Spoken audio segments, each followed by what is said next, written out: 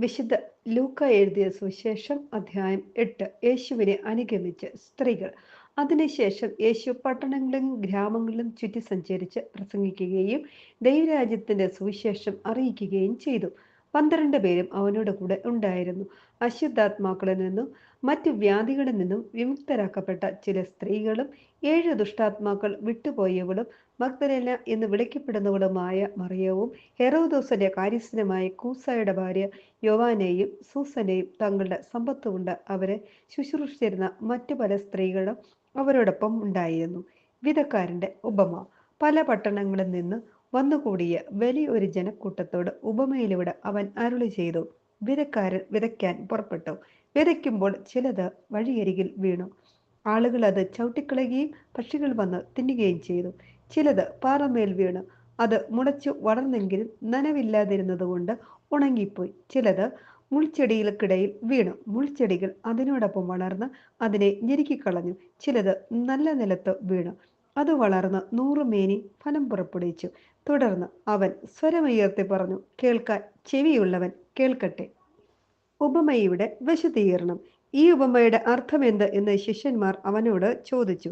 അവൻ പറഞ്ഞു, ദൈവരാജ്യത്തിന്റെ രഹസ്യങ്ങൾ അറിയാൻ വരം ലഭിച്ചിരിക്കുന്നത് നിങ്ങൾക്കാണ്. മറ്റുള്ളവർക്കാകട്ടെ അവ ഉപമകളിലൂടെ നൽകപ്പെടുന്നു. അവർ കണ്ടിട്ടും കാണാതിരിക്കുന്നതിനും കേട്ടിട്ടും ഗ്രഹിക്കാതിരിക്കുന്നതിനും വേണ്ടിയാണ് അത്. ഉപമ ഇതാണ്. വിത്ത് ദൈവവചനമാണ്. ചിലർ വചനം ശ്രവിക്കുമെങ്കിലും അവർ വിശ്വസിക്കുകയോ രക്ഷപ്പെടുകയോ ചെയ്യാതിരിക്കുവാൻ വേണ്ടി പിശാച് വന്ന് അവരുടെ ഹൃദയങ്ങളിൽ നിന്ന് വചനം എടുത്തു കളയുന്നു. ഇവരാണ് വഴിയരികിൽ വീണ വിത്ത്. പാറയിൽ വീണത് വചനം കേൾക്കുമ്പോൾ സന്തോഷത്തോടെ അത് സ്വീകരിക്കുന്നവരാണ്. എങ്കിലും അവർക്ക് വേരുകളില്ല.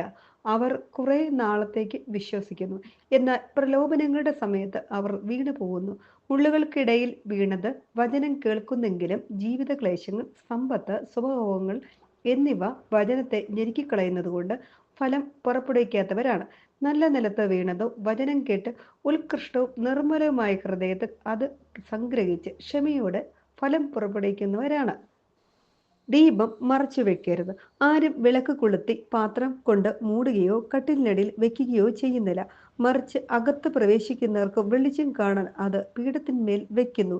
മറിഞ്ഞിരിക്കുന്നതൊന്നും വെളിപ്പെടാതിരിക്കുകയില്ല. അറിയപ്പെടാതെയും വെളിച്ചത്ത് വരാതെയും ഇരിക്കുന്ന രഹസ്യവുമില്ല. ആകയാൽ നിങ്ങൾ എപ്രകാരമാണ് കേൾക്കുന്നതെന്ന് സൂക്ഷിച്ചുകൊള്ളുവൻ. എന്തെന്നാൽ ഉള്ളവന് പിന്നെയും നൽകപ്പെടും, ഇല്ലാത്തവനിൽ നിന്ന് ഉണ്ടെന്ന് അവൻ വിചാരിക്കുന്നത് കൂടെയും എടുക്കപ്പെടും. യേശുവിൻ്റെ അമ്മയും സഹോദരരും.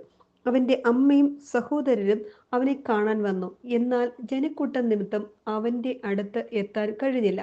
നിന്റെ അമ്മയും സഹോദരരും നിന്നെ കാണാൻ ആഗ്രഹിച്ച് പുറത്തു നിൽക്കുന്നു എന്ന് അവർ അവനെ അറിയിച്ചു. അവൻ പറഞ്ഞു, ദൈവവചനം ശ്രവിക്കുകയും അതനുസരിച്ച് പ്രവർത്തിക്കുകയും ചെയ്യുന്നവരാണ് എൻ്റെ അമ്മയും സഹോദരരും. കൊടുങ്കാറ്റിനെ ശാന്തമാക്കുന്നു. ഒരു ദിവസം യേശുവും ശിഷ്യന്മാരും വഞ്ചിയിൽ കയറി. നമുക്ക് തടാകത്തിന്റെ മറുകരയിൽ പോകാം എന്ന് അവൻ പറഞ്ഞു. അവർ പുറപ്പെട്ടു. അവർ തുഴഞ്ഞുകൊണ്ടിരിക്കുമ്പോൾ അവൻ ഉറങ്ങുകയായിരുന്നു. അപ്പോൾ തടാകത്തിൽ കൊടുങ്കാറ്റുണ്ടായി. വഞ്ചിയിൽ വെള്ളം കയറി. അവർ അപകടത്തിലായി. അവർ അടുത്തു വന്ന്, ഗുരു, ഗുരു, ഞങ്ങൾ നശിക്കുന്നു എന്ന് പറഞ്ഞ് അവനെ ഉണർത്തി. അവൻ എഴുന്നേറ്റ് കാറ്റിനെയും തിരകളെയും ശാസിച്ചു. അവ നിലച്ചു. ശാന്തതയുണ്ടായി. അവൻ അവരോട് ചോദിച്ചു, നിങ്ങളുടെ വിശ്വാസം എവിടെ? അവർ ഭയന്ന് അത്ഭുതത്തോടെ അന്യോന്യം പറഞ്ഞു, ഇവൻ ആരാണ്? കാറ്റിനോടും വെള്ളത്തോടും ഇവൻ കൽപ്പിക്കുകയും അവ അനുസരിക്കുകയും ചെയ്യുന്നല്ലോ. പിശാച് ബാധിതനെ സുഖപ്പെടുത്തുന്നു. അതിനുശേഷം അവർ ഗലീലയ്ക്കെതിരെയുള്ള ഗെരസേനരുടെ നാട്ടിൽ എത്തിച്ചേർന്നു. അവൻ കരയ്ക്കിറങ്ങിയപ്പോൾ പിശാച് ബാധയുള്ള ഒരുവൻ ആ പട്ടണത്തിൽ നിന്ന് അവനെ സമീപിച്ചു. വളരെ കാലമായി അവൻ വസ്ത്രം ധരിക്കാറില്ലായിരുന്നു. വീട്ടിലല്ല, ശവക്കല്ലറകളിലാണ് അവൻ കഴിഞ്ഞുകൂടിയിരുന്നത്.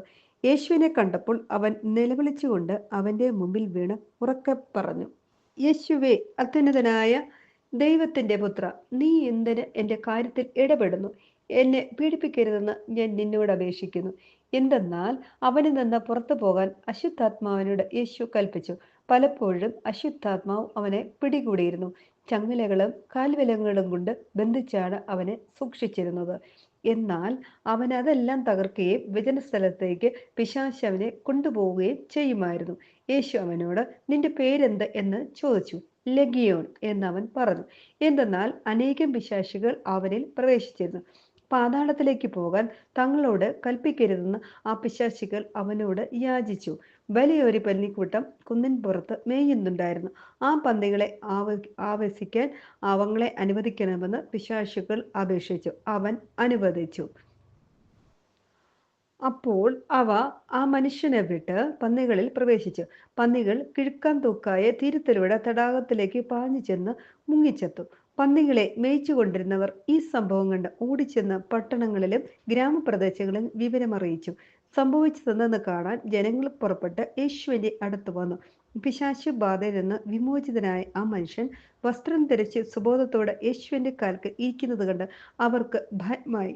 പിശാചു ബാധിതൻ എങ്ങനെ സുഖപ്പെട്ടു എന്ന് അത് കണ്ട ആളുകൾ അവരെ അറിയിച്ചു. തങ്ങളെ വിട്ടുപോകണമെന്ന് ഗെരസേനരുടെ സമീപ പ്രദേശങ്ങളിലെ ജനങ്ങളെല്ലാവരും അവനോട് അപേക്ഷിച്ചു. കാരണം അവർ വളരെയേറെ ഭയന്നിരുന്നു. അവൻ വഞ്ചിയിൽ കയറി മടങ്ങിപ്പോന്നു. പിശാചുബാധയൊഴിഞ്ഞ് ആ മനുഷ്യൻ അവന്റെ കൂടെയായിരിക്കാൻ അനുവാദം ചോദിച്ചു. എന്നാൽ അവനെ തിരിച്ചയച്ചുകൊണ്ട് യേശു പറഞ്ഞു, നീ വീട്ടിലേക്ക് തിരിച്ചുപോയി ദൈവം നിനക്ക് ചെയ്തതെന്തെന്ന് അറിയിക്കുക. അവൻ പോയി യേശു തനിക്ക് വേണ്ടി ചെയ്ത കാര്യങ്ങൾ പട്ടണം മുഴുവൻ പ്രസിദ്ധമാക്കി. രക്തസ്രാവക്കാരെ സുഖം പ്രാപിക്കുന്നു. ജായറോസിന്റെ മകളെ പുനർജീവിപ്പിക്കുന്നു. യേശു തിരിച്ചു വന്നപ്പോൾ ജനക്കൂട്ടം അവനെ സ്വാഗതം ചെയ്തു. എല്ലാവരും അവനെ കാത്തിരിക്കുകയായിരുന്നു. അപ്പോൾ സിനഗോഗിലെ ഒരധികാരിയായ ജായറോസ് യേശുവിന്റെ കാൽക്കൽ വീണ് തന്റെ വീട്ടിലേക്ക് ചെല്ലണമെന്ന് അപേക്ഷിച്ചു. 12 വയസ്സോളം പ്രായമുള്ള അവന്റെ ഏകപുത്രി ആസന്ന മരണയായിരുന്നു. അവൻ പോകുമ്പോൾ ജനങ്ങൾ ചുറ്റും കൂടി അവനെ തിക്കിയിരുന്നു. അപ്പോൾ 12 വർഷമായി രക്തസ്രാവമുണ്ടായിരുന്നവളും ആർക്കും സുഖപ്പെടുത്താൻ കഴിയാതിരുന്നതുമായ ഒരു സ്ത്രീ പിന്നിലൂടെ വന്ന് അവന്റെ വസ്ത്രത്തിന്റെ വിള്ളമ്പിൽ സ്പർശിച്ചു. തൽക്ഷണം അവളുടെ രക്തസ്രാവം നിലച്ചു. യേശു ചോദിച്ചു, ആരാണ് എന്നെ സ്പർശിച്ചത്? ആരും മിണ്ടിയില്ല. അപ്പോൾ പത്രോസ് പറഞ്ഞു, ഗുരു, ജനക്കൂട്ടം ചുറ്റും കൂടി നിന്നെ തിക്കുകയാണല്ലോ. യേശു പറഞ്ഞു, ആരോ എന്നെ സ്പർശിച്ചു. എന്നിൽ നിന്ന് ശക്തി നിർഗമിച്ചിരിക്കുന്നു എന്ന് ഞാൻ അറിയുന്നു.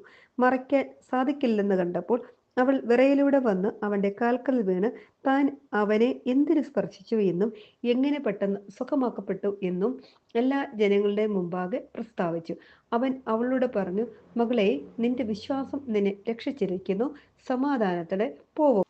അവൻ സംസാരിച്ചു കൊണ്ടിരിക്കുമ്പോൾ സെനഗോഗ് അധികാരിയുടെ വീട്ടിൽ നിന്ന് ഒരാൾ വന്ന് പറഞ്ഞു, നിന്റെ മകൾ മരിച്ചുപോയി. ഗുരുവിനെ ഇനിയും ബുദ്ധിമുട്ടിക്കേണ്ട.